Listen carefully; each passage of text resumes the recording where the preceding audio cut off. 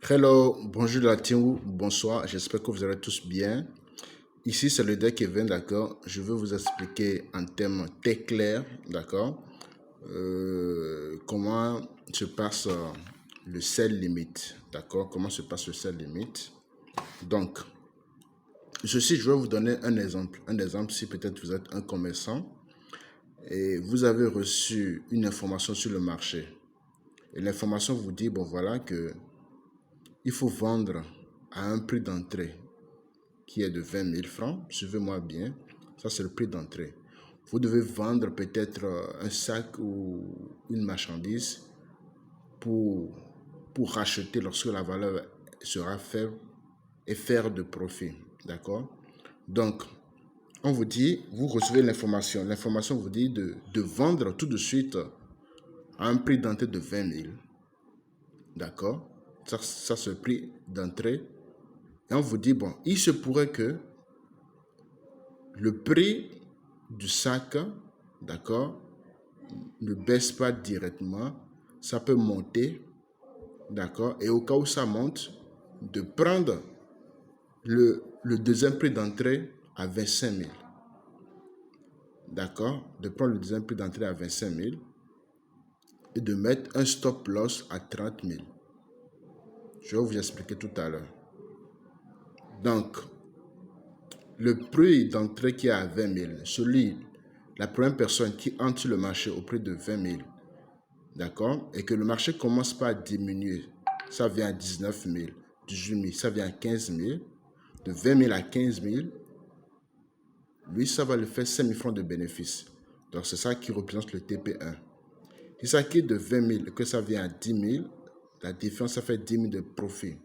Si ça quitte de 20 000 et que ça vient à 5 000, ça fait 15 000 de profit. Donc, ça fait TP3. Tout TP1, TP2, TP3. Mais, il arrive des fois que le marché ne va pas aller directement dans le bon sens. Ça peut aller dans le sens contraire. Parce que quand ça vient à 21 000, celui qui aurait rentré sur le marché au prix de 20 000, lui, ça va le mettre moins 1000 parce qu'il est rentré, il a vendu le sac au prix de 20 000. Mais s'il découvre que le prix du sac vient à 21 000, il allait dire, bon, j'allais patienter pour que ça puisse venir à 21 000 avant de vendre. Si ça vient à 22 000, il va dire, bon, j'allais patienter pour que ça puisse venir à 22 000 avant de vendre. Mais comment il pourrait savoir que ça allait se retourner? Donc, c'est pourquoi on parle de sell limit. Donc, on place un sell limit qui est à 25 000. Donc, le marché pourrait aller dans le sens contraire avant d'aller dans le bon sens. Donc, d'où le premier prix d'entrée qui est de 20 000 et le deuxième prix d'entrée qui est de 25 000. Donc, vous pouvez placer les deux à la fois. Donc, le premier, c'est exécution immédiate. Dès que vous recevez le signal, vous placez. D'accord?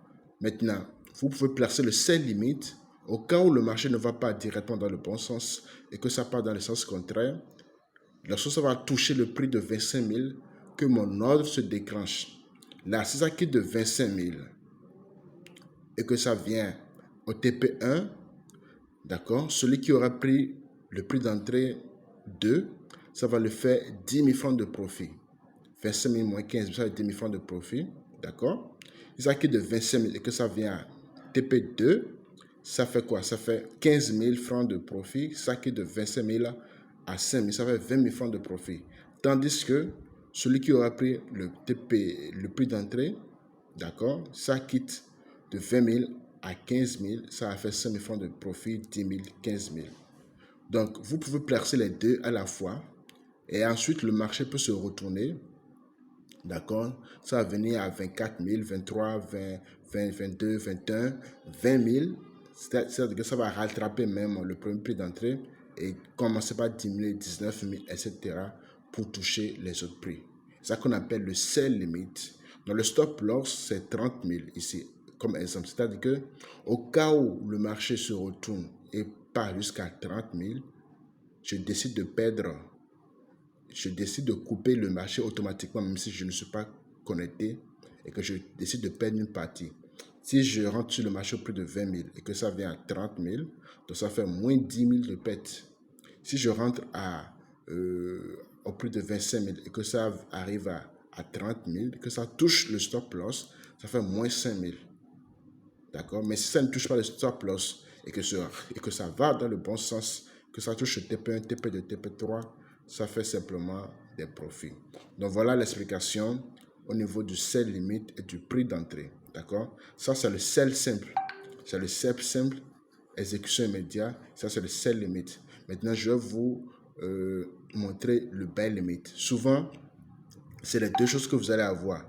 D'accord? Ceci, ça c'est la première étape. La deuxième étape, c'est juste le buy limit. Donc, au niveau des signaux, d'accord? Celui qui comprend déjà cette explication peut déjà comprendre comment placer les sell limits. C'est exactement la même chose. J'ai juste modifié un peu les valeurs ici pour que beaucoup de personnes puissent vite comprendre en CFA et en donnant quelques exemples.